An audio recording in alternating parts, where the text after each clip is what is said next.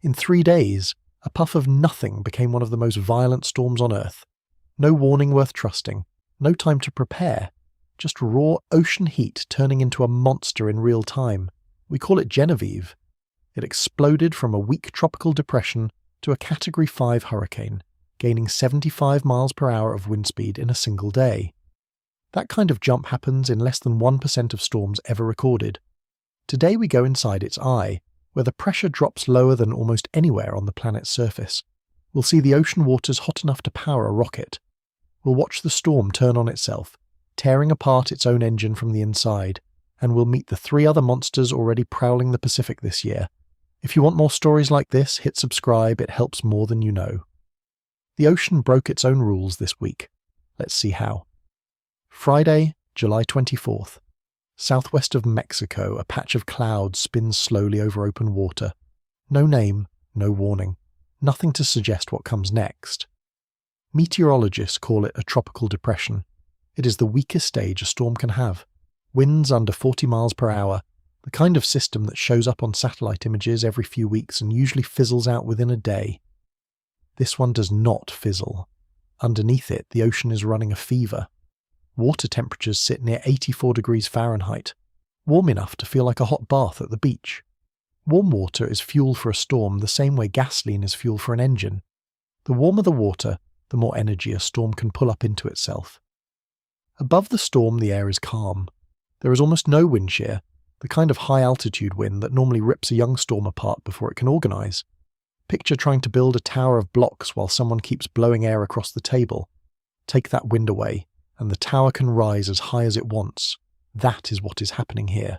No wind to knock this storm down, just warm water below and calm air above, both working together.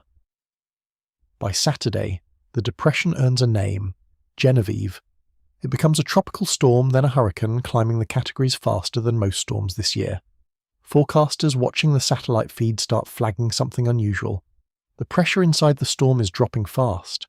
Pressure is like a measurement of how hard a storm is pulling air into itself. Lower pressure means a hungrier storm, one that is inhaling more air, more moisture, more power, with every hour that passes. Normal air pressure at sea level sits around 1,013 millibars. By Sunday, Genevieve has already dropped far below that number, and it keeps falling. Nobody expected the ocean to hand this storm the perfect conditions all at once. Warm water, calm skies, and now dropping pressure.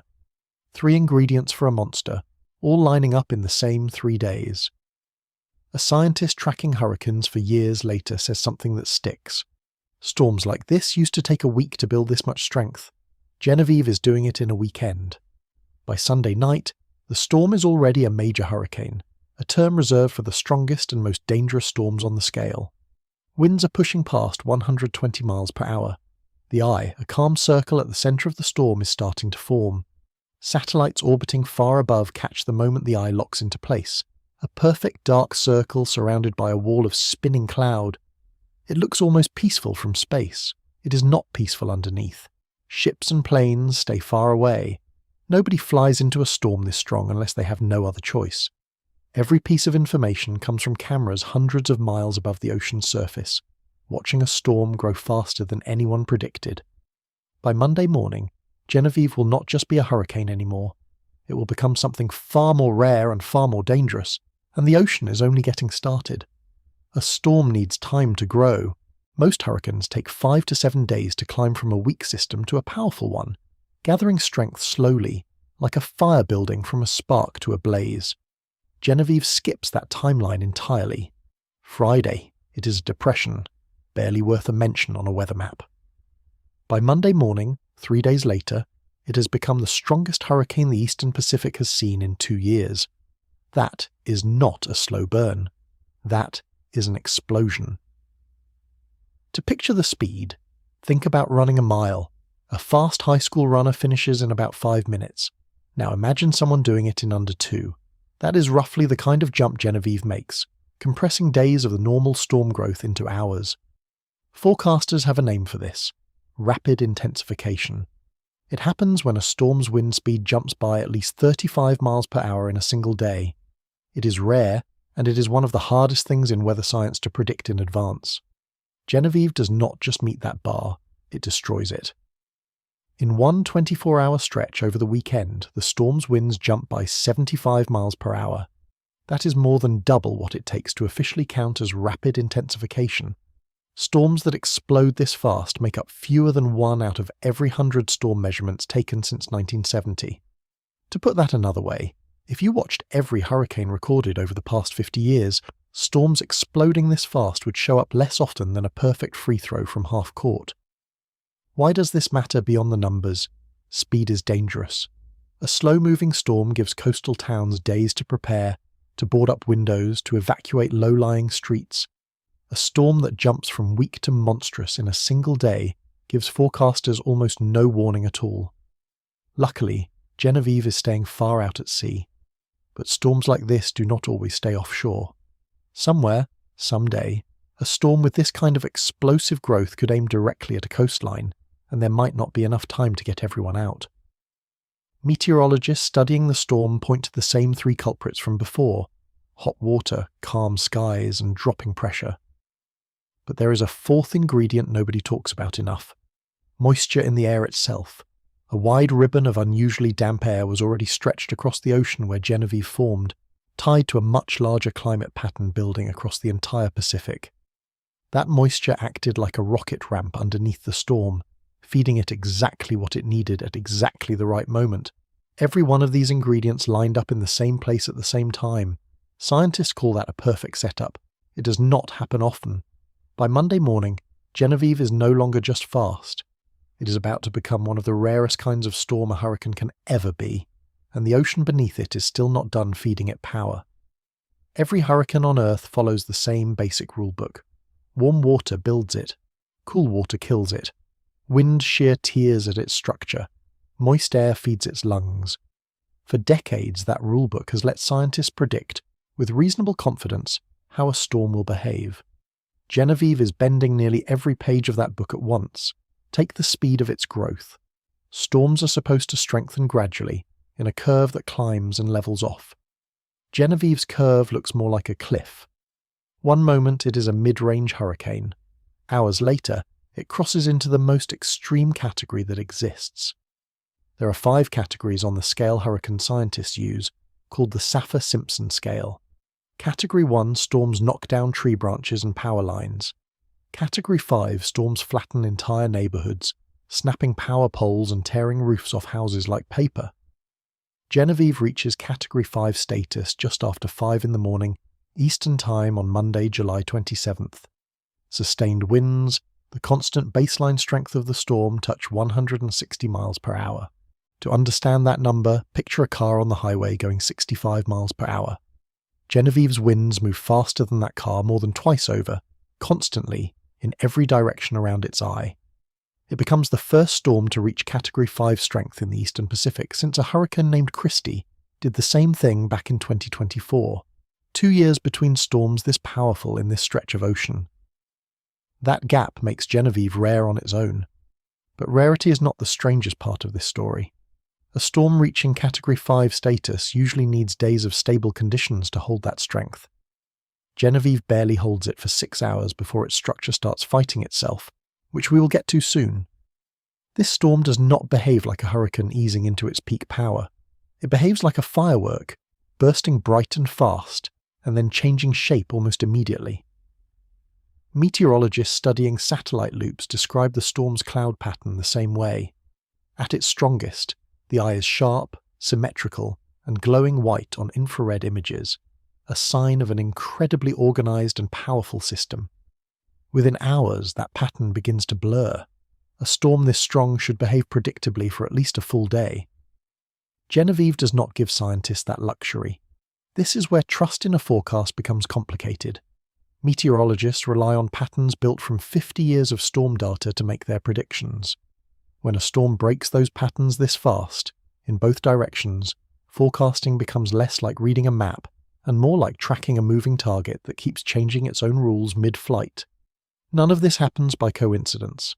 Every gust, every drop in pressure, every degree of ocean warmth beneath Genevieve is a data point that scientists will study for years, trying to understand exactly why this storm moved the way it did. For now, all anyone can do is watch. And what they watch next, deep inside the eye of the storm, is where things get even stranger. At the centre of Genevieve sits a strange, quiet circle. Wind speeds inside can drop to nearly nothing. Skies can even clear enough to see stars if anyone were foolish enough to be there. This is the eye. It is the calmest place in the most violent storm on the planet right now.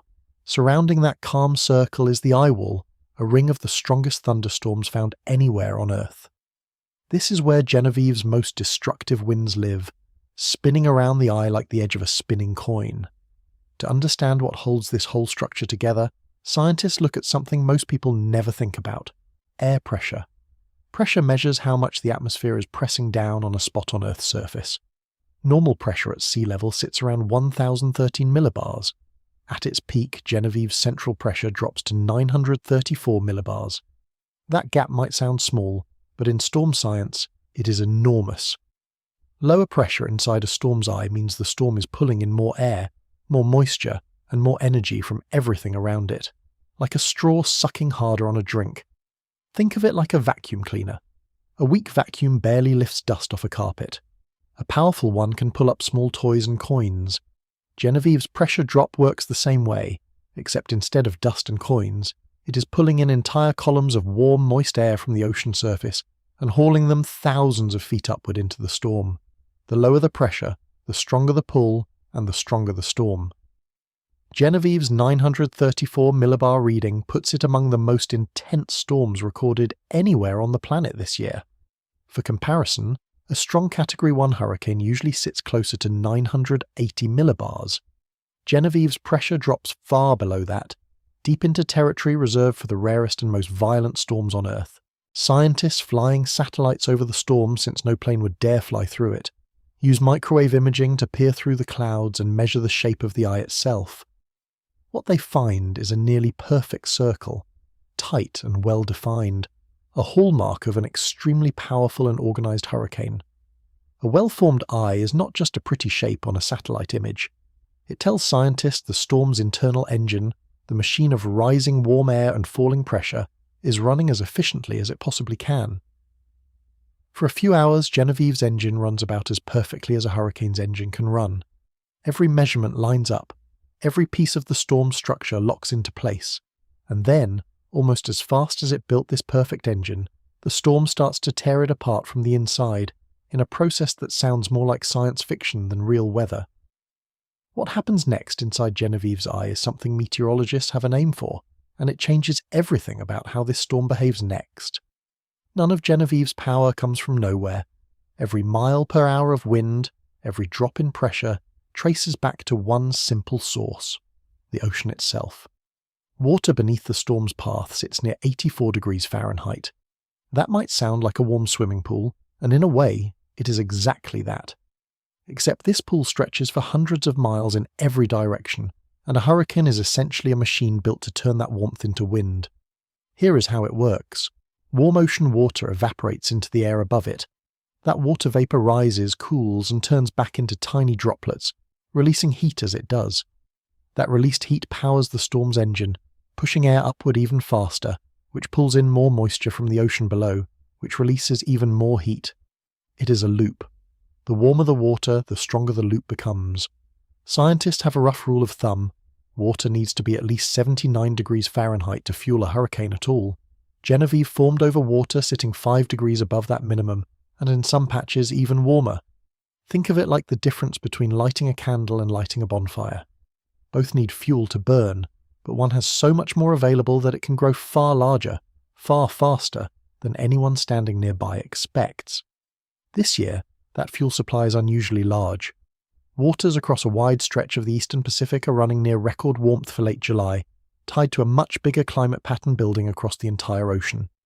We will get into exactly what that pattern is soon, because it does not just explain Genevieve, it explains why the entire Pacific Ocean has been unusually active this year. For now, focus on what that warmth did to one storm. Genevieve pulled energy from the ocean so efficiently that it outpaced almost every storm scientists have tracked in this basin in the past 2 years. Satellites measuring sea surface temperature show the warm patch Genevieve moved through was not a small, isolated hotspot. It stretched across a wide band of ocean, meaning the storm had a long runway of fuel to work with, rather than a quick burst that would fade out within hours. That long runway matters. A storm that only finds warm water for a short stretch often weakens quickly once it moves past that patch. Genevieve had room to keep feeding, hour after hour, which is part of why its growth held together long enough to reach Category 5 status instead of stalling out early. The ocean did not hand Genevieve a single lucky break. It handed the storm a sustained, oversized fuel supply in exactly the conditions where a hurricane needed it most. But an ocean this warm across such a wide stretch does not happen by accident either. Something much bigger is warming these waters, a pattern that reaches far beyond one storm, and understanding it means looking at the entire Pacific Ocean differently. Picture filling a bathtub with hot water, then never draining it and never running cold water back in. Over weeks that tub would stay warm, holding on to heat far longer than a quick 5-minute bath ever could. That is roughly what has been happening across a massive stretch of the tropical Pacific Ocean this year. Scientists call the pattern El Niño. It is a natural climate cycle, where surface waters across the central and eastern Pacific grow warmer than usual for months at a time. It is not new. It has happened for as long as scientists have been measuring ocean temperatures, cycling back every few years like clockwork. But this year's version arrived early, and arrived strong. Forecasters expect it to rank among the most powerful El Niño events on record by the time it peaks later this year. Water temperatures in the zone scientists watch most closely, an area stretching across the equator called the Niño 3.4 region, are running at levels not seen in years for this point in the summer. Genevieve formed just north of that exact zone, close enough to draw on its warmth like a plant reaching toward a bright window. Here is why that matters beyond one storm. El Niño does not just warm the water, it reshapes the winds above it too. During strong El Niño years, the high-altitude winds that normally shred young storms apart tend to grow weaker across the eastern Pacific. Remember the wind shear from earlier, the invisible hand that can tip over a storm before it forms.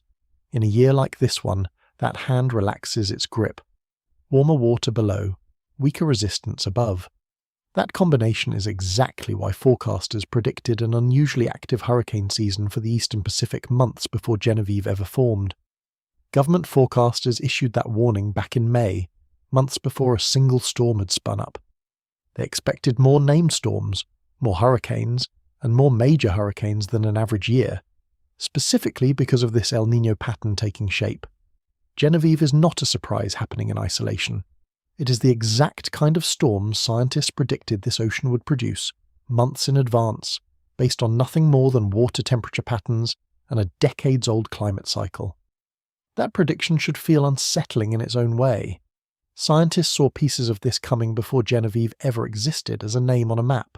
And El Niño does not just affect one basin.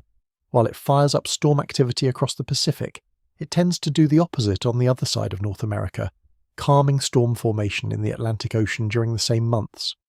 One ocean growing quiet while another grows wild, both driven by the exact same climate pattern operating on opposite ends of a continent. Genevieve is a warning shot, one signal from a much larger wobbling system, and now she is not spinning alone. A hurricane needs more than warm water to survive. It also needs the sky above it to leave it alone. The invisible force that usually stops a storm from growing too fast is called wind shear. It is a difference in wind speed or direction at different heights in the atmosphere. Picture stacking blocks on a table while wind gusts sideways across the top layer.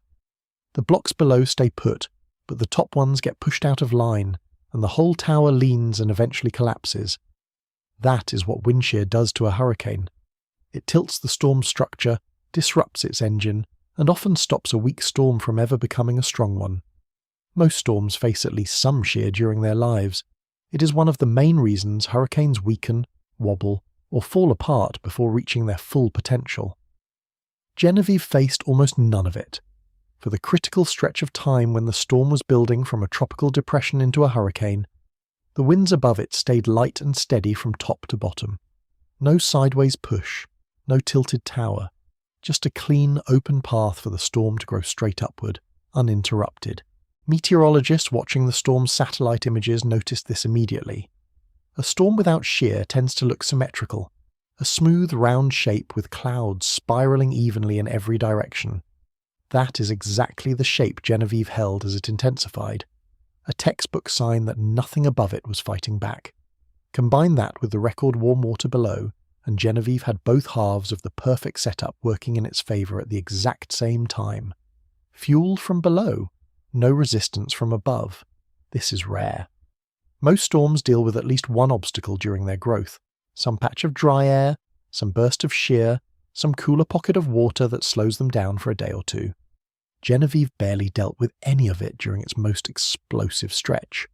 Scientists studying hurricane behaviour often compare this kind of setup to a sprinter running with the wind at their back and a perfectly clear track ahead. Every condition lines up to remove obstacles rather than create them. That symmetry is not just a scientific curiosity.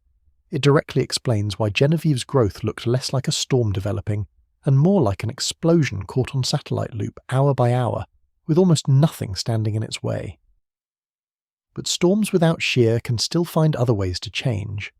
And even without an outside force pushing against Genevieve, something inside the storm itself was about to interrupt its own growth, in a process forecasters were already watching for before it even happened. Every hurricane category tells a story about what will happen when wind meets buildings, trees, and people. Category 1 storms snap tree branches. Category 2 storms uproot shallow-rooted trees and cause damage to roofs. Category 3, the beginning of what forecasters call a major hurricane, causes devastating damage. Category 4 tears roofs off entirely. Category 5, the top of the scale, flattens homes and can leave areas uninhabitable for weeks or months. At 5 in the morning Eastern Time on Monday, July 27th, Genevieve crosses into that final category. Sustained winds reach 160 miles per hour. To put that in a picture, a 15-year-old would recognise that is faster than a Major League fastball, blowing constantly, in every direction, for minutes at a time, not just for the split second it takes a pitch to cross home plate. Genevieve becomes the first Category 5 hurricane of the entire 2026 season anywhere in the Eastern Pacific. It is also the first storm to reach that level in this stretch of ocean since Hurricane Christy, 2 full years earlier. That gap matters. Category 5 storms are rare almost everywhere on Earth. Most years the Eastern Pacific sees none at all. Genevieve reaching that level, especially this early in the season, places it immediately into a small and dangerous group of storms. Meteorologists tracking the storm describe reaching Category 5 as crossing an invisible line that changes how seriously a storm gets treated, even when it poses no direct threat to land. Warnings shift. Coastal advisories expand. Ships and small boats get pushed farther from the storm's projected path, even hundreds of miles out at sea. For Genevieve, the direct danger stays offshore. The storm tracks parallel to Mexico's Baja Peninsula, rather than making landfall, sparing coastal towns from a direct hit. But reaching Category 5 status is not something that happens quietly, even far out at sea. Genevieve's outer bands, the spiralling arms of rain and wind stretching hundreds of miles from its centre, begin generating enormous swells. Those swells travel far beyond the storm itself, eventually reaching beaches in Mexico and even the California coast, days before anyone there would otherwise know a storm this powerful existed. That is the strange nature of a Category 5 hurricane out at sea. Its most violent winds might never touch a single person directly. Its effects still travel thousands of miles anyway, arriving as dangerous waves on a beach where the sky above looks perfectly calm and blue. For a few hours, Genevieve holds the absolute peak of hurricane strength. Every measurement, every satellite image, every model confirms it. This is as powerful as an Eastern Pacific storm gets. Then, almost as fast as it climbed to the top, something inside the storm begins to change, and the very structure that made Genevieve so powerful becomes the thing that starts pulling it apart. Powerful hurricanes have a strange habit. Sometimes, right at their peak strength, they begin to weaken themselves from the inside, through a process that sounds almost impossible until you see how it actually works. It is called an eye wall replacement cycle. Remember the eye wall from earlier, the ring of the most violent thunderstorms surrounding a hurricane's calm central eye. In extremely powerful storms, a second eye wall can begin forming outside the original one, like a new ring growing around an existing one. At first, both rings exist at the same time, one small and tight around the true eye, one larger and forming farther out. They compete for the same fuel, the same rising warm air, the same moisture pulled up from the ocean below. Slowly, the outer ring starves the inner one of the energy it needs to survive. Picture two campfires built too close together, both pulling from the same small wood pile. Eventually one fire grows at the expense of the other, and the smaller one starts to fade. That is essentially what happens inside Genevieve. As the outer eye wall strengthens, the original eye wall weakens and eventually collapses, and the storm's winds temporarily drop as the new, larger eye wall takes over the storm's structure. Satellite imagery on Monday shows exactly this pattern developing. Genevieve's tightly wound structure from earlier in the day starts to look less organised, its infrared signature blurring at the edges. Forecasters studying the storm place strong odds on an eye wall replacement cycle happening in the following 24 hours.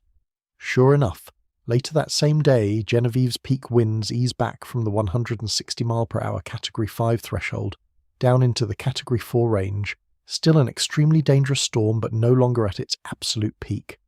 This is not the storm dying, it is the storm reorganising. Once an eye wall replacement cycle finishes, storms often regrow into a wider, sometimes even more powerful shape than before, now supported by a larger ring of thunderstorms rather than a small, tight one. It is temporary weakening in service of potential future strengthening, a pause rather than an ending. Forecasters describe this as one of the most unpredictable stretches in a hurricane's life. A storm can hold steady for a day. It can fall apart entirely, or it can burst back to even greater strength once the new eye wall locks fully into place. For Genevieve, the timing of this internal battle arrives just hours after reaching its historic peak, meaning the storm spends only a brief window at true Category 5 intensity before its own structure forces a change. Nobody chose this outcome. No outside force pushed it into happening. Genevieve's own power grew so extreme that it triggered a structural war within itself, and the storm that emerges on the other side of that war will not be the same storm that existed hours earlier. By Monday afternoon, news alerts start calling Genevieve a weakening storm. Technically, that is true. Its peak winds drop from Category 5 strength back into the Category 4 range. But weakening tells only part of the story, and the full picture is far more interesting than a single word suggests. Even at the lower end of Category 4, Genevieve remains one of the most dangerous storms on the planet at this moment. Its winds still reach speeds capable of tearing roofs from houses and snapping power poles in half if it were anywhere near land. It has not become gentle. It has simply stepped down from the most extreme tier of hurricane strength to the second most extreme tier. Meteorologists tracking the storm know this stretch of its life carries its own kind of uncertainty. As the eye wall replacement cycle finishes reorganising the storm's structure, Genevieve could hold steady at Category 4 for another day. It could weaken further as it moves toward cooler water ahead, or it could reorganise and briefly punch back up toward Category 5 one more time before beginning its final decline. Forecast models studying the storm's path do not fully agree on which outcome is most likely. Different computer simulations run by different weather agencies produce slightly different answers, a reminder that even with satellites watching every angle of a storm, some amount of uncertainty always remains. That uncertainty matters most for one specific reason: rip currents. Even though Genevieve stays far out at sea, never coming close to making landfall, its enormous swells travel outward from the storm's centre in every direction, like ripples spreading across a pond after a stone drops in, except these ripples stretch for hundreds of miles and carry real danger with them. Along Mexico's Pacific coast and the Baja Peninsula, beaches begin seeing dangerous surf and strong rip currents days before the storm's closest approach. A rip current is a fast-moving channel of water pulling away from shore, strong enough to drag even a confident swimmer out past the point where their feet can touch the bottom.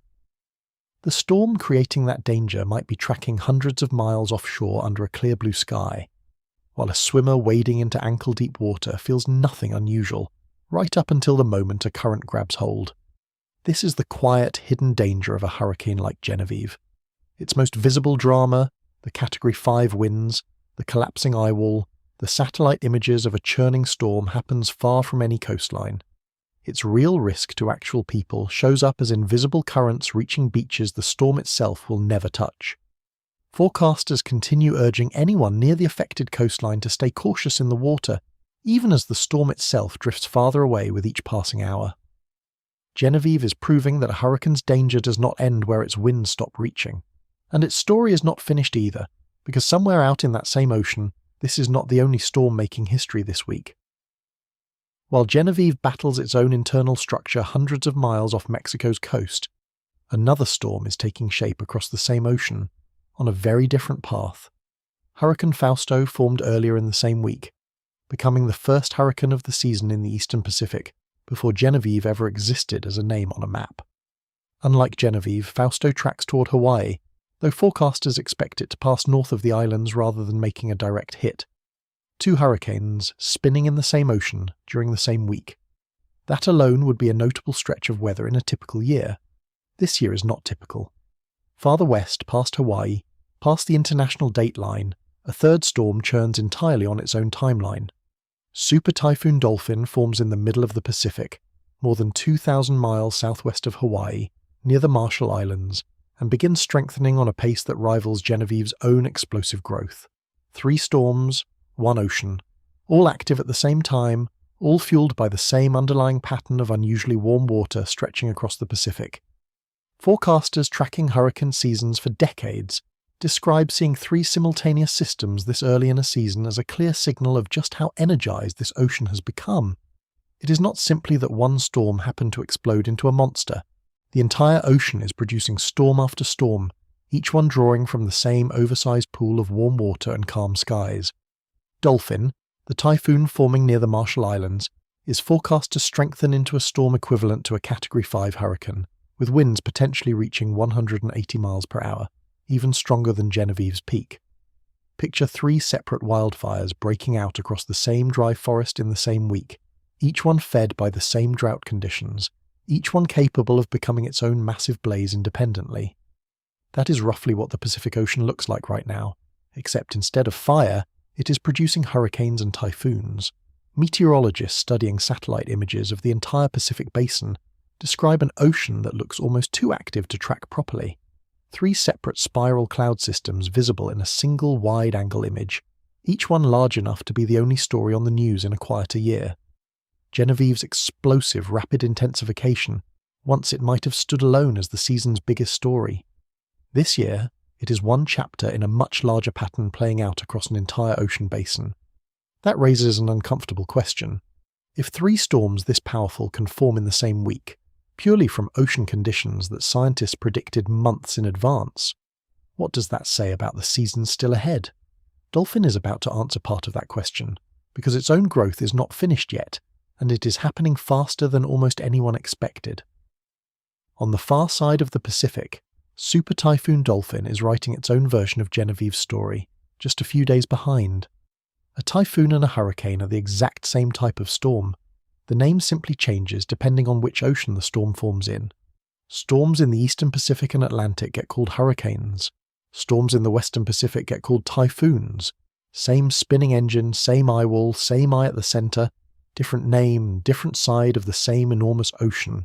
Dolphin forms in the middle of the Pacific, north of the Marshall Islands, and begins tracking toward Guam and the Northern Mariana Islands, United States territories home to tens of thousands of people.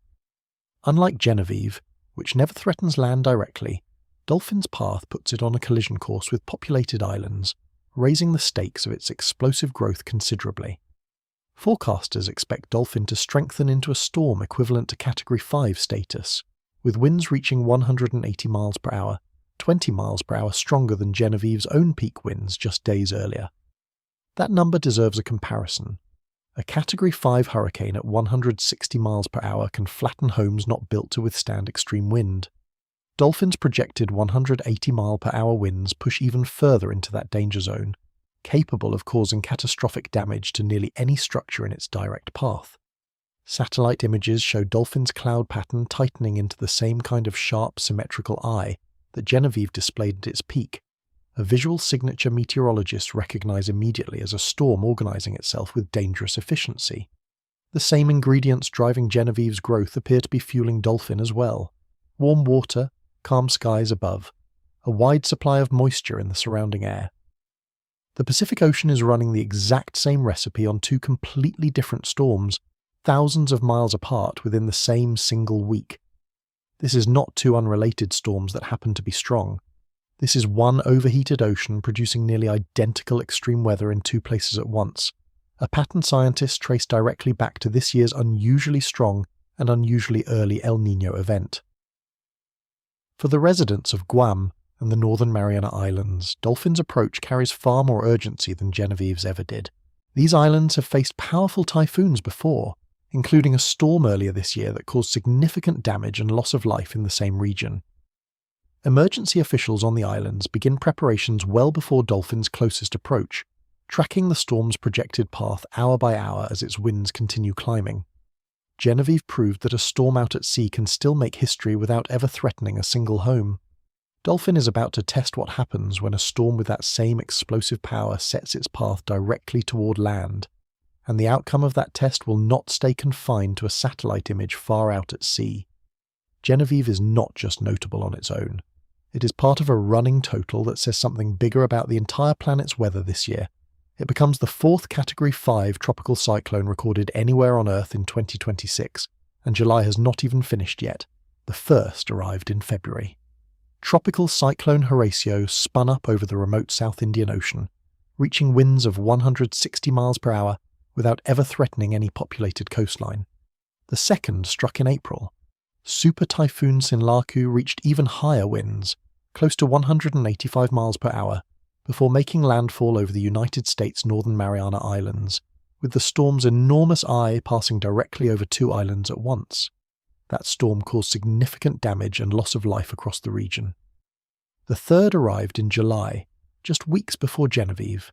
Super Typhoon Bavi tracked across the northwest Pacific as a long-lived, powerful system with winds reaching 180 miles per hour. Then came Genevieve, the fourth storm to reach the top of the scale, and the season still has months left to run. 4 Category 5 storms before August even begins is not a normal pace. In a typical year, the entire planet might see somewhere between 0 and a handful of storms reach that extreme level across all 12 months combined. Reaching 4 before summer even finishes suggests this year is running well ahead of any typical pace. Scientists tracking global storm activity describe this stretch as one of the most active starts to a year they have measured in recent memory, a trend they connect directly back to record ocean warmth building across multiple basins at once, not just the Pacific. Picture a basketball season where a team that usually scores around 100 points a game suddenly starts scoring 140 every single night. Something in the underlying conditions has changed, and the results are showing up everywhere at once, not just in one isolated game. That is roughly the shift scientists are watching play out across the world's oceans this year. Warmer water in more places, at more times, producing storms that reach extreme intensity more often and more quickly than historical averages would predict. None of these 4 storms behaved identically. Horatio stayed harmlessly out at sea. Sinlaku struck land with tragic consequences. Bavi tracked a long, powerful path across open water. Genevieve exploded fast, then immediately began fighting its own internal structure. Different storms, different oceans, different outcomes, but the same underlying fuel source connecting every single one of them. An unusually hot ocean, feeding unusually powerful storms across an unusually active year. 4 monsters down, and the calendar has not even reached August. What comes next depends on whether the ocean's fever is just getting started, or whether it has already peaked, and right now, nobody watching the data feels certain which answer is coming. To understand how rare Genevieve truly is, it helps to look back 2 years, to the last storm that matched its strength in this exact stretch of ocean. Hurricane Christy, in 2024, held the previous record for the strongest Eastern Pacific hurricane in recent memory. Its winds reached 160 miles per hour, the same peak strength Genevieve would later match, with a central pressure of 926 millibars, remarkably close to Genevieve's own 934 millibar reading. 2 storms, 2 years apart, reaching almost identical extremes in the same stretch of ocean. That kind of repetition catches a scientist's attention. A single extreme storm might be written off as a rare outlier, an unusual combination of conditions unlikely to repeat anytime soon. 2 storms this powerful within a 2-year window starts to look less like an outlier and more like a pattern. Christie's season, the 2024 Eastern Pacific hurricane season overall, actually finished with slightly below average storm numbers by the end of the year, yet it still produced one storm powerful enough to become the benchmark that Genevieve would later be measured against. This comparison matters because it shows that extreme individual storms and overall season averages do not always move together. An ocean can produce a below-average number of storms overall, and still produce one single storm ferocious enough to become historic. Genevieve's season is shaping up differently. Government forecasters predicted an above-average year for the Eastern Pacific months in advance, driven by this year's strong El Niño event, meaning this year could see both a higher overall storm count and individual storms reaching extreme intensity, a combination that would make it more active than Christie's season on nearly every measure. Think of it like comparing two athletes. One had a quiet season overall but delivered a single legendary performance. The other could be on pace for a legendary performance in a season that is already shaping up to be one of the strongest overall. If that pattern holds, Genevieve may not be remembered as this year's only extreme storm, the way Christie became defined by her singular peak in an otherwise ordinary season. Genevieve could instead be remembered as an early sign of just how extreme this particular year was capable of becoming, with Fausto and Dolphin already proving the pattern extends well beyond one storm. Scientists comparing the two storms note one more detail worth watching. Christie, like Genevieve, stayed offshore and avoided major landfall impacts, sparing both storms from being remembered primarily for damage and loss of life. That detail is partly luck and partly geography, since storms following this particular path through the Eastern Pacific often move away from populated coastlines rather than toward them. Luck, however, is not something any coastal community should count on twice in a row, and as this year's pattern continues building, the odds of that luck holding for every single storm start to look less and less certain. Every hurricane eventually meets an ending, and Genevieve's ending is already written into the ocean itself, months before the storm ever formed.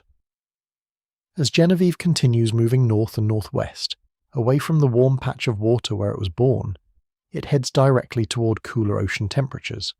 This is the standard, well-understood fate of nearly every Eastern Pacific hurricane that avoids landfall.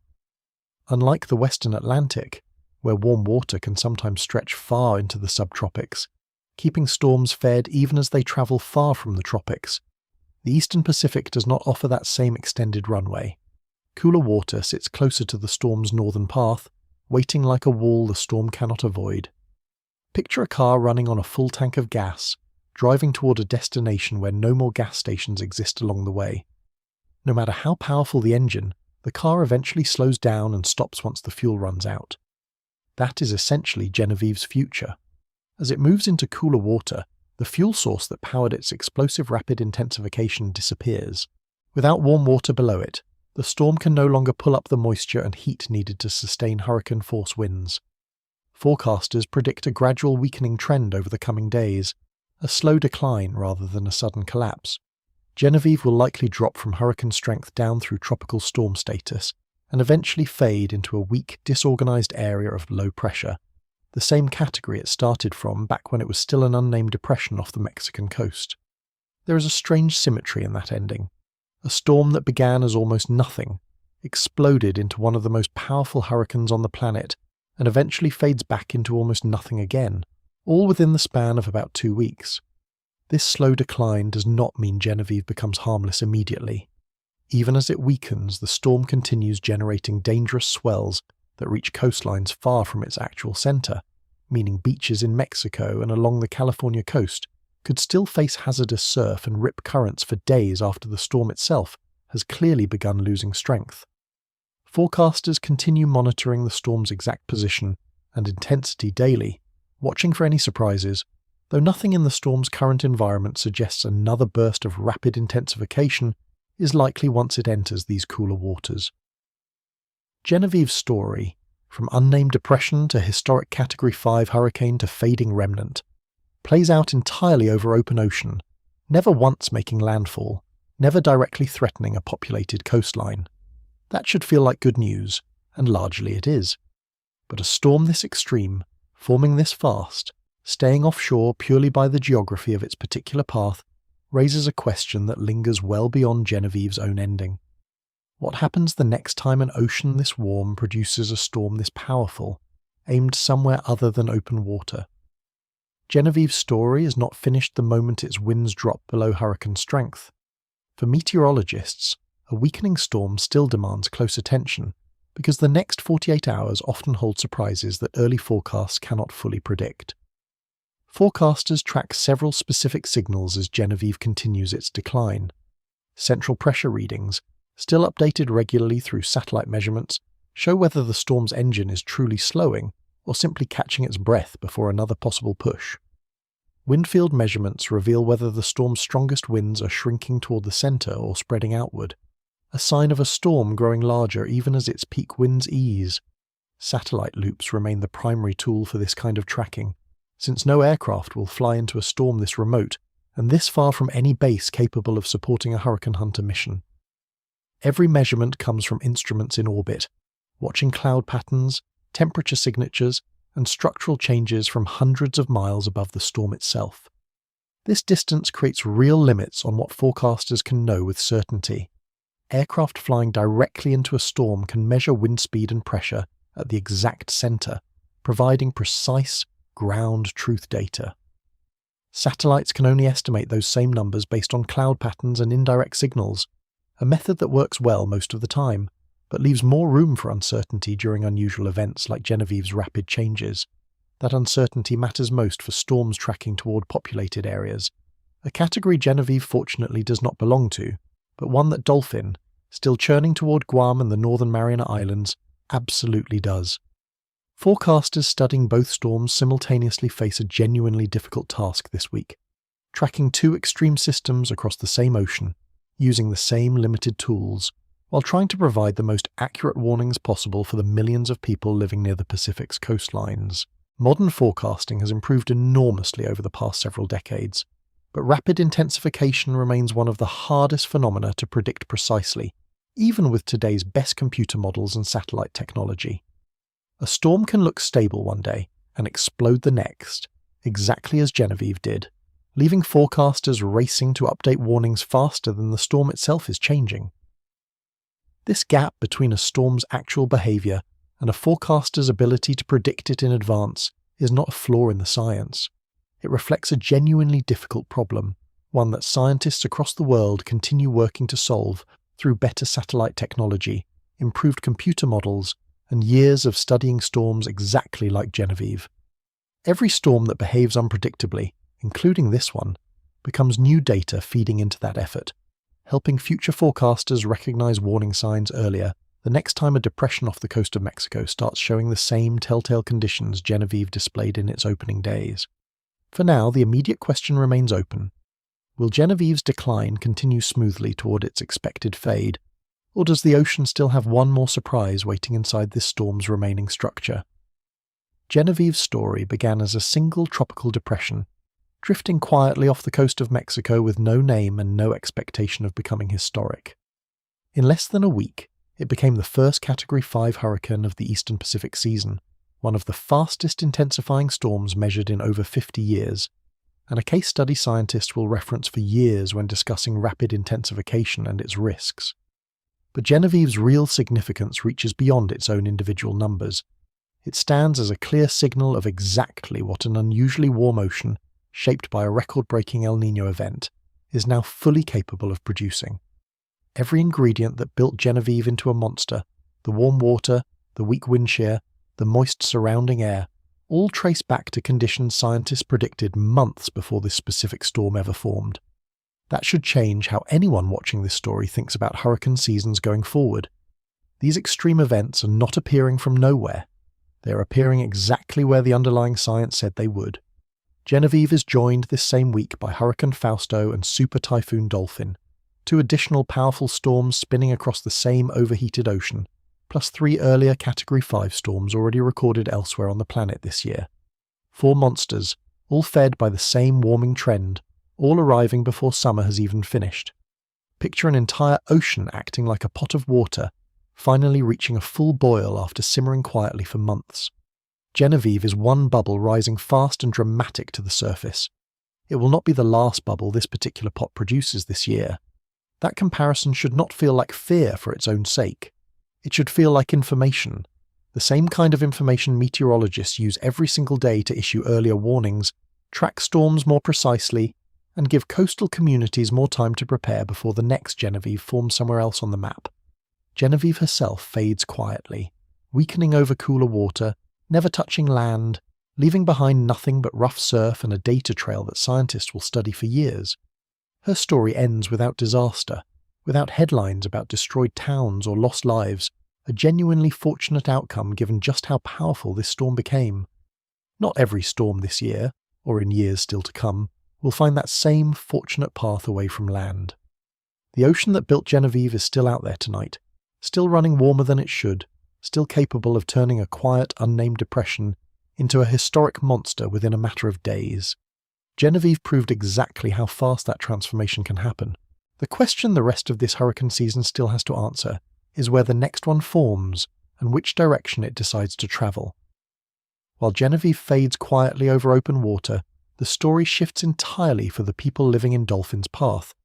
Guam and the Northern Mariana Islands are United States territories, home to tens of thousands of people, military bases and communities that have weathered powerful typhoons before.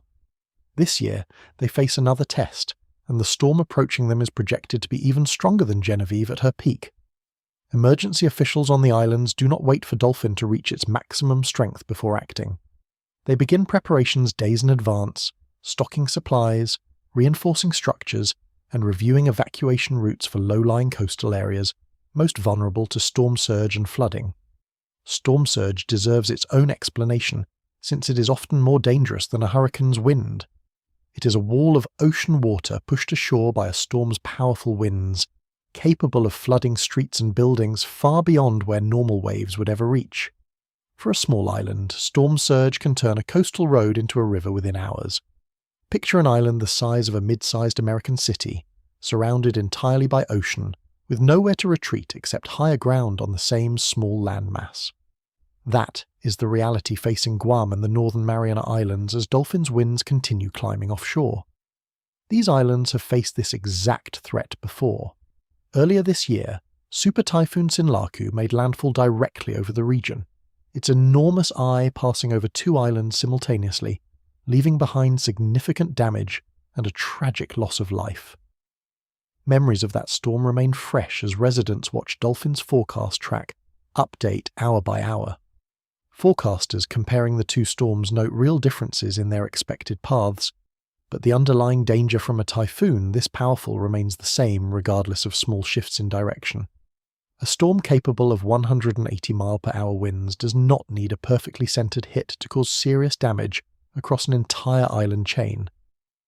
Military installations on Guam, home to thousands of service members and their families, activate their own storm preparation protocols alongside civilian authorities, a coordinated response built from decades of experience handling powerful Pacific typhoons in this exact region. This is where Genevieve's story and Dolphin's story diverge in the way that matters most. Genevieve's power played out almost entirely as a scientific curiosity, a storm to study from a safe distance. Dolphin's power plays out as a genuine emergency, with real families making real decisions about whether to stay or evacuate in the days ahead. The same ocean that produced a historic hurricane out at sea is now testing a populated island chain with a storm that could prove even stronger, and the outcome of that test depends on choices being made on the ground right now, not just on the numbers being measured from space. Step back far enough, and the entire Pacific Ocean this week starts to look like two completely different stories happening at once.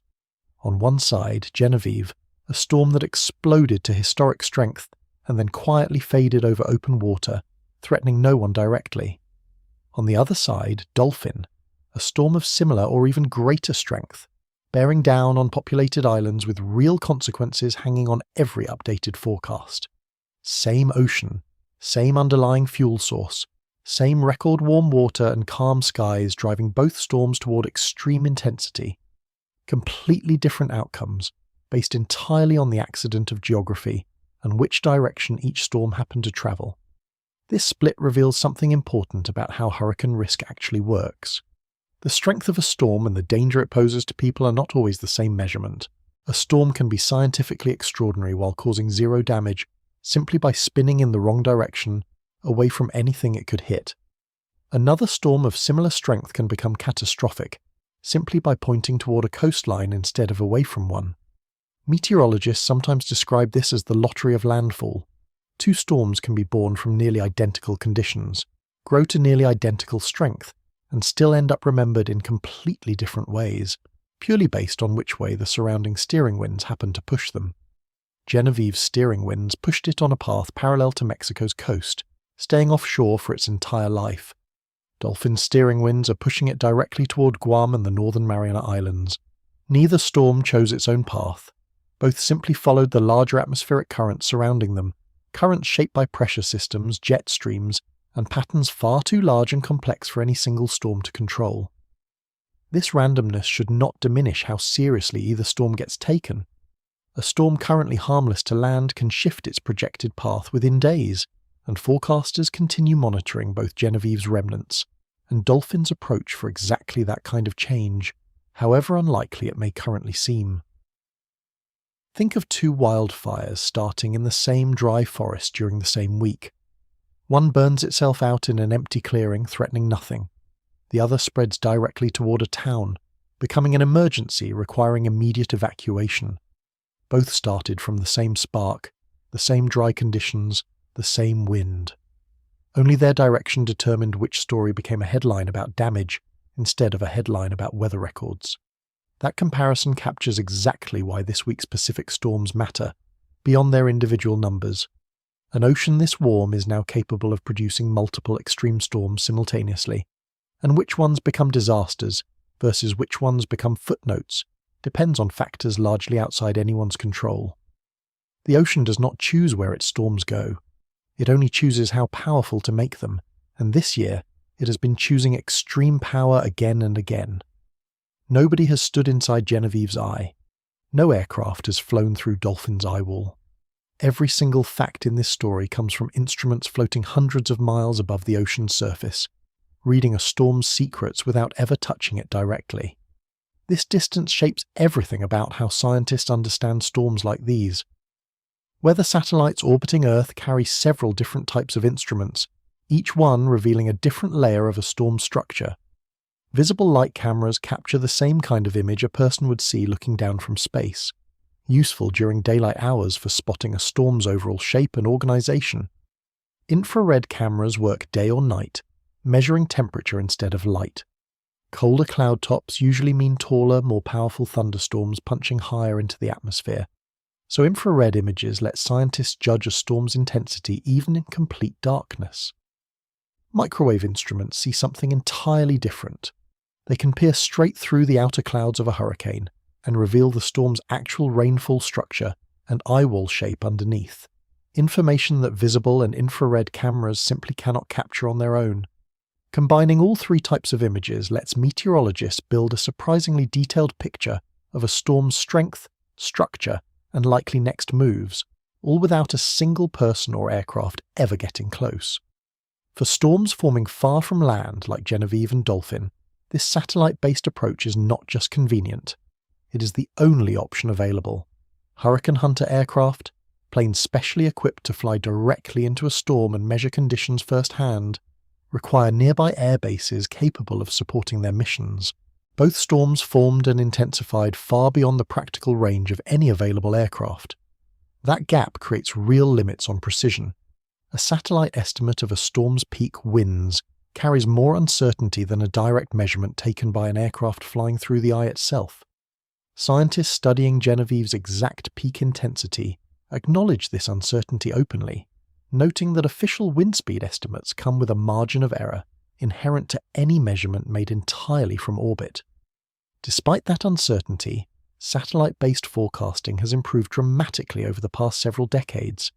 Techniques for estimating a storm's intensity purely from its cloud pattern and infrared temperature signature have grown far more precise, narrowing the gap between what a satellite can tell scientists and what an aircraft could confirm directly. Genevieve's story exists entirely because of this technology. Every number in this script, the pressure readings, the wind speeds, the eye wall replacement cycle, comes from instruments in orbit, interpreted by scientists trained to read a storm's secrets from patterns of light, temperature, and moisture visible only from hundreds of miles above. That is the strange truth about modern hurricane science. Some of the most extreme weather events on the planet are now understood almost entirely through remote observation, watched but never touched, measured but never directly felt by the very people studying them most closely. It is worth pausing to fully separate two ideas that often get blurred together in coverage of storms like Genevieve: how strong a storm becomes and how much damage it actually causes.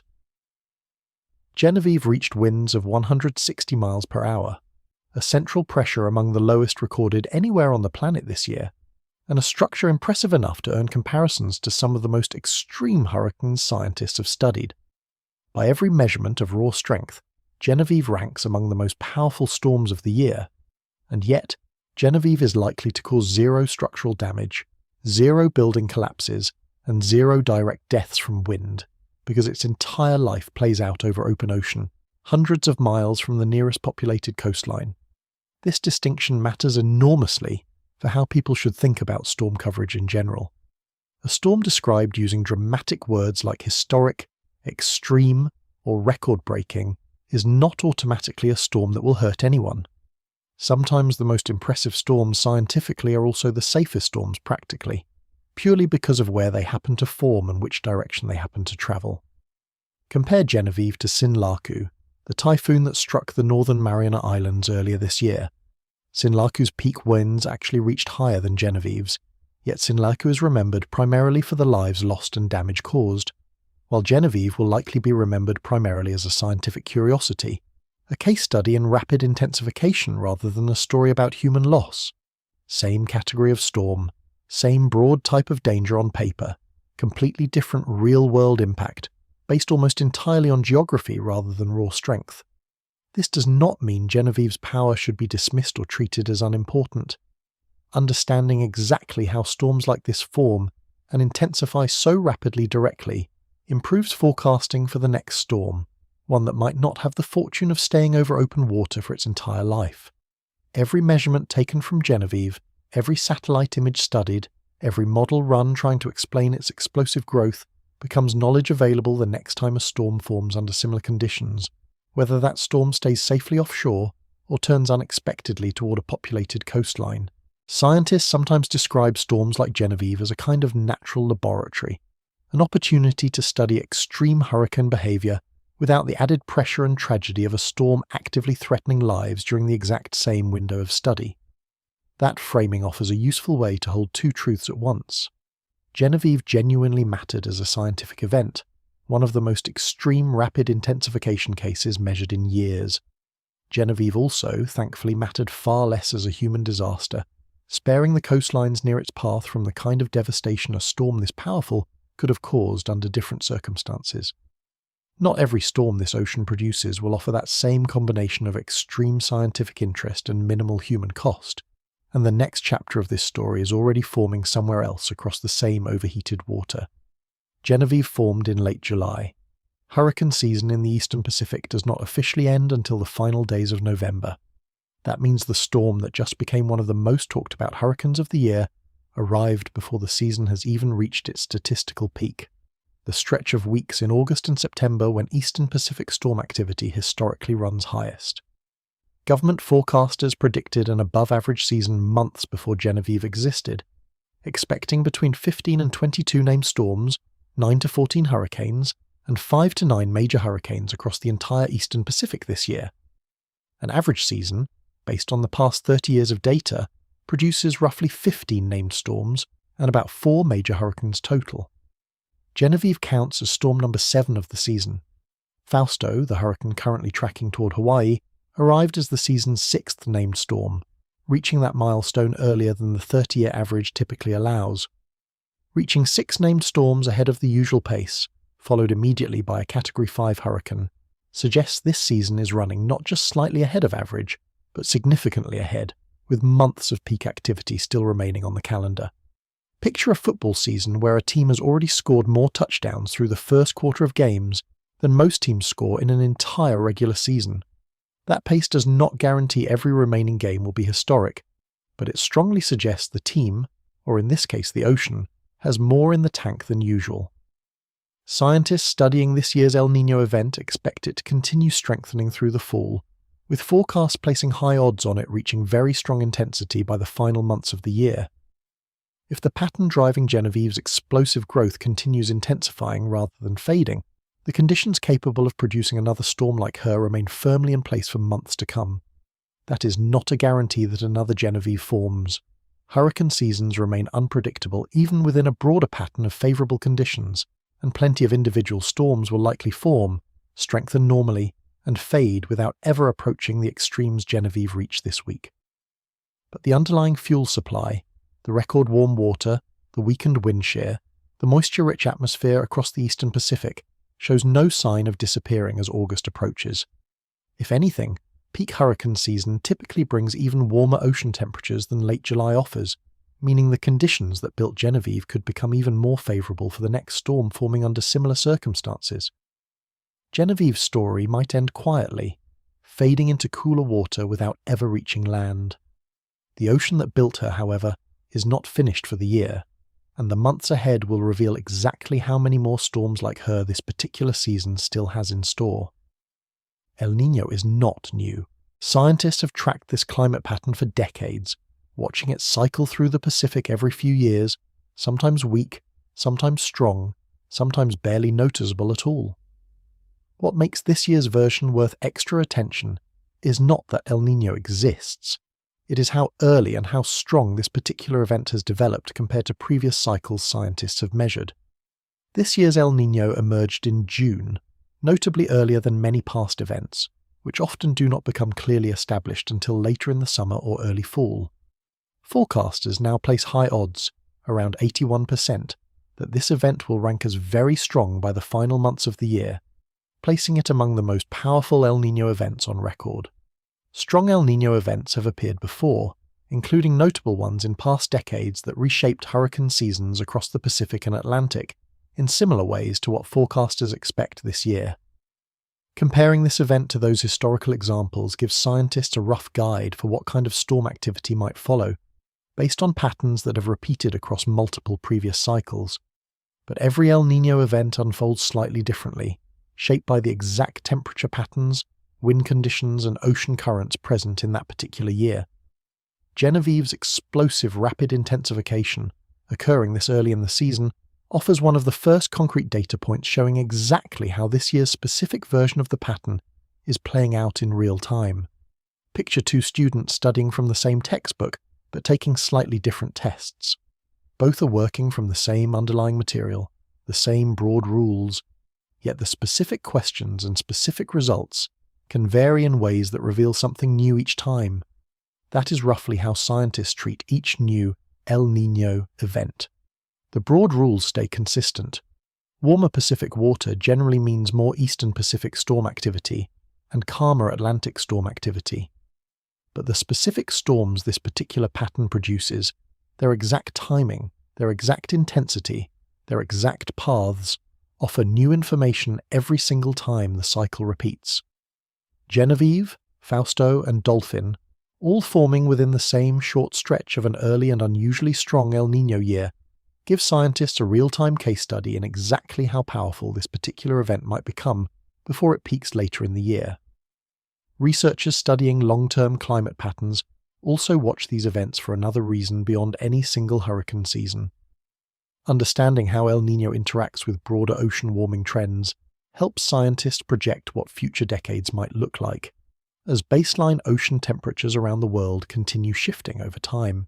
Genevieve is one storm, formed under one specific set of conditions in one particular year. But she also represents a small piece of a much larger puzzle that scientists are still assembling, one hurricane season at a time, trying to understand exactly how a warming world reshapes the storms it produces. While the Pacific Ocean churns out storm after storm, something close to the opposite is happening on the other side of North America. El Niño does not just supercharge the eastern Pacific. It tends to suppress hurricane activity in the Atlantic Ocean during the exact same months through a connected set of atmospheric changes that stretch across the entire continent. Here is the basic mechanism. Strong El Niño events tend to increase wind shear across the tropical Atlantic, the same kind of a high-altitude wind that Genevieve almost entirely avoided during her explosive growth. More shear in the Atlantic means young storms face a harder time organizing and strengthening, the opposite condition that allowed Genevieve to build so quickly in the Pacific. Meteorologists studying seasonal hurricane forecasts describe this as a kind of seesaw effect. When El Niño pushes the Pacific side of that seesaw up, energizing storm activity there, it simultaneously pushes the Atlantic side down, suppressing storm formation on the other end of the same climate pattern. This year's forecasts reflect exactly that pattern. While the Eastern Pacific is expected to produce an above-average number of storms, driven by this year's strong El Niño, the Atlantic is expected to see calmer than average activity across the same months, a direct consequence of the increased wind shear El Niño typically brings to that basin. Think of it like two seesaws connected by the same beam, resting across the entire width of North America. Push down hard on one end in the Pacific, and the other end in the Atlantic rises in response, whether anyone standing at either end intended that outcome or not. For coastal communities along the United States Atlantic and Gulf coasts, this pattern often brings some relief during strong El Niño years, with fewer hurricanes forming and fewer threats reaching land compared to more typical seasons. That relief, however, comes paired directly with the increased risk playing out simultaneously on the Pacific side of the same continent. This connection reveals something important about how climate patterns work at a global scale. A single shift in ocean temperature does not just affect the ocean where that shift occurs. It ripples outward, reshaping wind patterns, storm formation, and weather risk across entire continents and multiple ocean basins simultaneously. Genevieve's explosive growth in the Pacific and a quieter than usual Atlantic season are not two separate, unrelated stories happening to occur in the same year. They are two visible symptoms of the exact same underlying climate pattern, playing out in opposite directions on opposite sides of the same landmass. Understanding that connection helps explain why a single climate event like El Niño commands so much attention from scientists every time it develops. Its effects reach far beyond any one ocean, any one storm, or any one coastline, reshaping storm risk across an entire hemisphere at once. Genevieve will not be remembered through news coverage alone. Long after headlines fade, her measurements will live on in scientific databases, studied by researchers trying to understand hurricanes for decades to come. Every hurricane that forms gets logged in detailed historical records, tracking its path, peak intensity, pressure readings, and structural changes throughout its entire life. These records stretch back decades, forming the foundation scientists use to identify patterns, test forecasting models, and understand how storms behave under different conditions. Genevieve's specific numbers will now sit permanently within that dataset. Her 75-mile-per-hour wind increase within 24 hours places her among the fastest intensifying storms ever recorded in the Eastern Pacific, a number future researchers will reference when studying extreme rapid intensification events. Her 934 millibar pressure reading joins a relatively short list of storms in this basin that have ever dropped that low, providing another data point for scientists building models that try to predict when and why a storm might reach such extreme intensity. Even her eye wall replacement cycle, the internal structural battle that caused her brief weakening after peak strength, adds valuable information to ongoing research into exactly how and why these cycles occur, research that remains incomplete even after decades of study. Picture a massive library where every hurricane ever recorded has its own detailed file, available for any scientist anywhere in the world to study, compare, and learn from. Genevieve's file just became one of the more remarkable entries added this year, sitting alongside Christy, Sinlaku, Bavi, and Horatio as storms that pushed the boundaries of what forecasters expected possible. This is not purely academic interest. Every pattern scientists identify by studying storms like Genevieve directly improves forecasting for storms still to come. Rapid intensification remains one of the most difficult phenomena to predict precisely, and every additional example, especially one as extreme and well documented as Genevieve, gives researchers more information to refine the computer models used to warn coastal communities in the future. Somewhere, a future hurricane, forming under conditions similar to what created Genevieve, warm water, weak wind shear, moist surrounding air, might get flagged earlier by an improved forecasting model, specifically because scientists studied exactly how Genevieve behaved this week. That is the quiet, long-term value hidden inside a storm that otherwise caused no damage and threatened no coastline. Genevieve's real legacy may not be the swells she sent toward Mexico's beaches or the satellite images that captured her peak strength. It may be the small, incremental improvement she provides to hurricane science itself, one data point among thousands, helping researchers understand a little more clearly how the ocean turns warm water into monsters and how much faster that transformation might now be capable of happening. It is worth sitting with a specific number for a moment: 0. That is how many deaths Genevieve is expected to cause, despite becoming one of the most powerful hurricanes recorded in the Eastern Pacific this year. That outcome is not guaranteed for every storm this strong. Earlier this year, Super Typhoon Sinlaku, a storm with similar peak intensity, made landfall directly over the northern Mariana Islands, killing 17 people and causing roughly $1.5 billion in damage across Guam and the surrounding region. Same broad category of storm, dramatically different human outcome, based almost entirely on whether a storm's path crosses land or stays over open water. This comparison is not meant to diminish Genevieve's scientific significance. It is meant to highlight exactly what is at stake every time a storm this powerful forms anywhere in the Pacific, and why forecasters track every single one with such intense focus, regardless of how far offshore that storm's current path appears to be. A hurricane's projected path can shift. Steering winds guiding a storm's direction can change over days, sometimes nudging a storm that once looked safely offshore onto a path suddenly threatening a coastline nobody expected it to reach. Forecasters continue monitoring Genevieve's remnants for exactly this kind of unexpected shift, even as her winds continue weakening toward tropical storm strength. This is precisely why hurricane forecasting matters so much, even for storms that ultimately cause no damage. Every accurate forecast, every correctly predicted path, every properly issued warning represents a genuine difference between a storm remembered as a scientific curiosity and a storm remembered as a tragedy. Picture 2 nearly identical fires breaking out in a forest. One burns itself out in an empty clearing, threatening nothing and generating no headlines beyond local interest. The other spreads toward a small town, and every minute a warning system buys residents becomes the difference between a safe evacuation and a genuine disaster.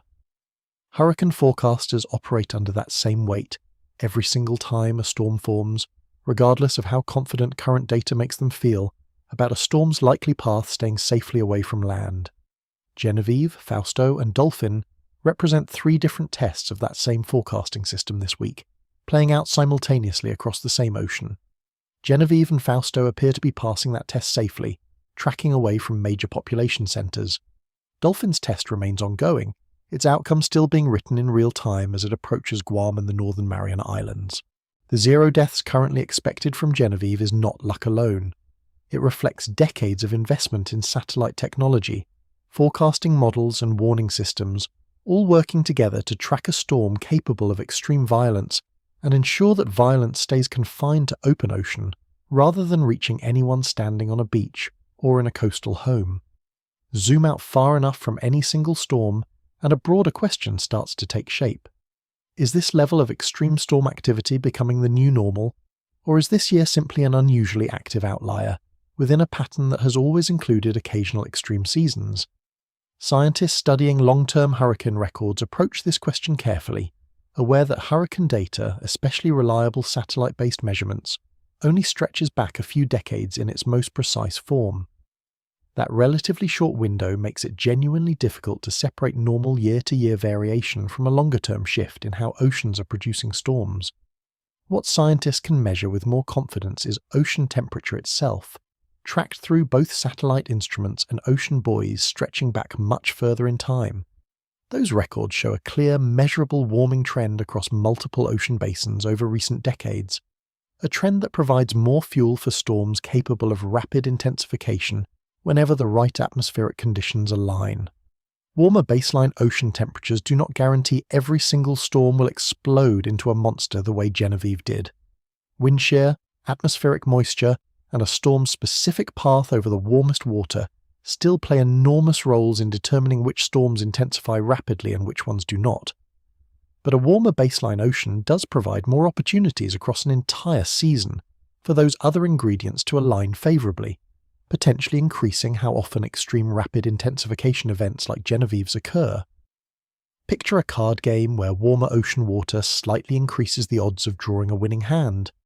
Without guaranteeing every single hand played turns out to be a winner, play enough hands across an entire season, across multiple ocean basins, and even a small increase in favourable odds can produce noticeably more extreme results over time.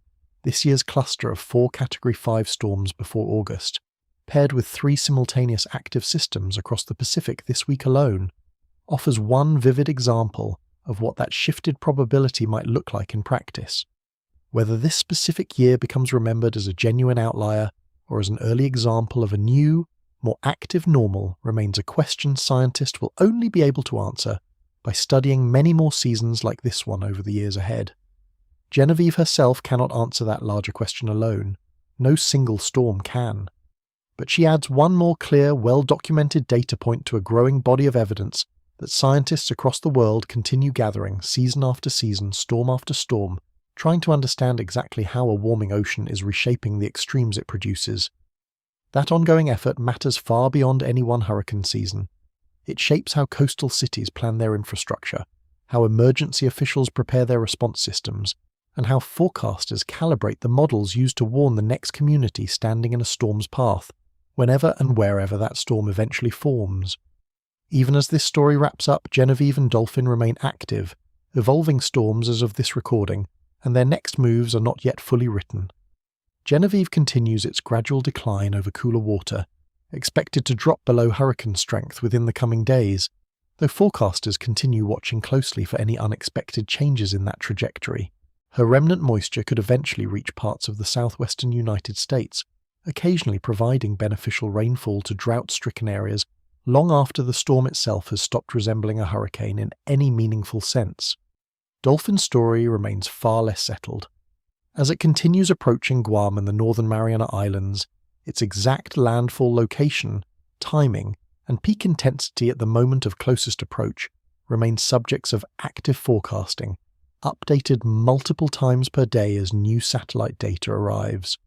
Fausto, the hurricane that started this unusually active week before Genevieve ever existed, continues its own track north of Hawaii, expected to bring strong surf and gusty winds to the islands without a direct landfall, based on current forecast models. 3 storms, 3 different stages of their individual stories, all still unfolding across the same ocean, even as this particular chapter of their history gets written down. This is the nature of covering weather in real time. Unlike a historical event with a clear, settled ending, an active hurricane season continues changing every single day, sometimes every single hour, as new measurements arrive and forecast models update their projections. Meteorologists tracking all 3 systems simultaneously describe this stretch as an unusually demanding week, requiring constant attention across multiple time zones and multiple ocean regions at once.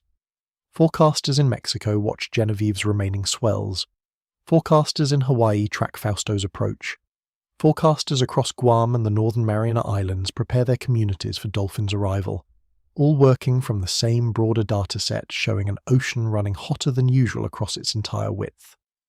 For anyone following this story after this recording, checking updated forecasts directly from the National Hurricane Center or the Joint Typhoon Warning Center offers the most current information available, since conditions across all 3 storms can shift meaningfully within just a day or 2 of any given update. Genevieve's most dramatic chapter, her explosive rapid intensification and subsequent internal restructuring, has already been written into the historical record. What remains is simply her quiet fade, an ending that feels almost anticlimactic compared to the drama of her opening days, but a genuinely fortunate ending nonetheless, given how much destruction a storm with her peak strength could have caused under different circumstances.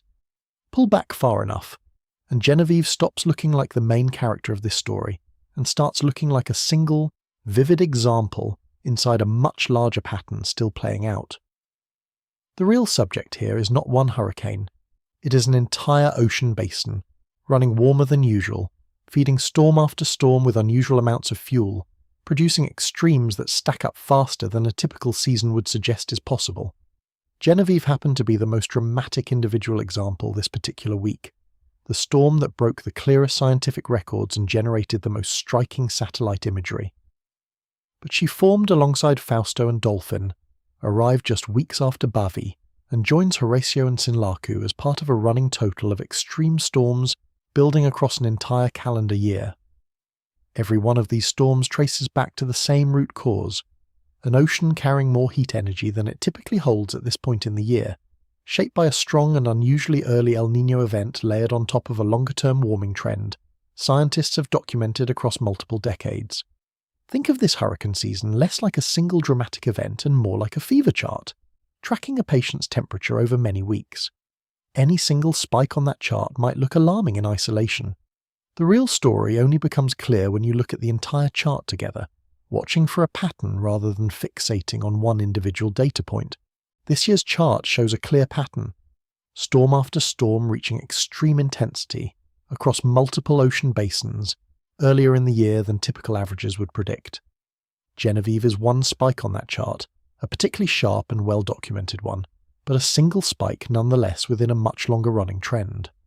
Understanding that broader pattern matters more than understanding any single storm in isolation, because the broader pattern is what actually determines future risk. A single extreme hurricane might be an unusual, unrepeated event. A pattern of extreme hurricanes, repeating across multiple storms and multiple months, suggests something more persistent worth planning around. Scientists, emergency planners, and coastal communities are increasingly focused on exactly that broader pattern, using storms like Genevieve as individual case studies that feed into a much larger effort to understand what kind of hurricane seasons a warming world is now capable of producing year after year, not just this single unusually active summer. Genevieve's individual story has an ending, fading quietly over cooler water without ever threatening a coastline. The larger story she belongs to does not have an ending yet, and will not for as long as scientists continue watching this ocean, storm after storm, season after season, trying to understand exactly how much has changed. Strip away the technical terms and Genevieve's story boils down to something surprisingly simple. The ocean got hot enough, fast enough, in the right place, and a storm exploded because of it. Everything else, the eyewall replacement cycles, the millibar readings, the satellite imagery, exists to explain that one basic idea in more precise detail. Warm water plus calm skies plus moist air equals a storm capable of growing from nothing into a monster in a matter of days. That basic recipe is not going away. If anything, as ocean temperatures continue trending warmer across multiple decades, that recipe becomes easier for the atmosphere to assemble, more often, across more of the world's oceans. This does not mean every hurricane season from here forward will look exactly like this one. Weather remains genuinely unpredictable year to year, shaped by countless factors beyond just ocean temperature alone. Some future seasons will likely be quieter than this one, even as the overall long-term trend continues warming. But understanding Genevieve's story gives anyone following future hurricane seasons a clearer framework for what to watch for. When forecasters mention record warm ocean temperatures ahead of a season, that detail matters. When a storm's growth suddenly accelerates far faster than initial forecasts predicted, that acceleration connects directly to the same warm water and calm skies that built Genevieve into a Category 5 hurricane in just 3 days.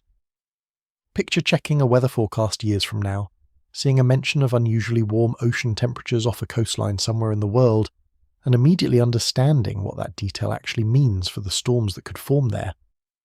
That kind of understanding, built from stories like Genevieve's, turns an abstract weather report into something genuinely useful for judging real risk. This matters most for anyone living near a coastline anywhere in the world, not just the Eastern Pacific. The same basic physics that built Genevieve applies to hurricanes in the Atlantic, typhoons in the Western Pacific, and cyclones in the Indian Ocean, wherever warm water, calm skies, and moist air happen to align at the same time. Genevieve will not be the last storm to demonstrate this pattern. She's simply one of the clearest, most well-documented examples currently available. A storm whose entire life, from unnamed depression to historic Category 5 hurricane to fading remnant, played out in full view of modern satellite technology, giving scientists and the public alike a genuinely rare, detailed look at exactly how fast an ocean can turn warmth into violence. That is the lasting lesson worth carrying forward from this particular week in weather history, long after Genevieve herself has faded from every satellite image and every forecast map into nothing more than a data point in a growing historical record.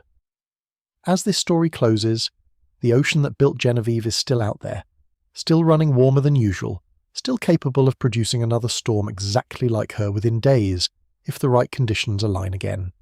Dolphin is still approaching Guam and the Northern Mariana Islands, its final intensity and exact impact still being written in real time.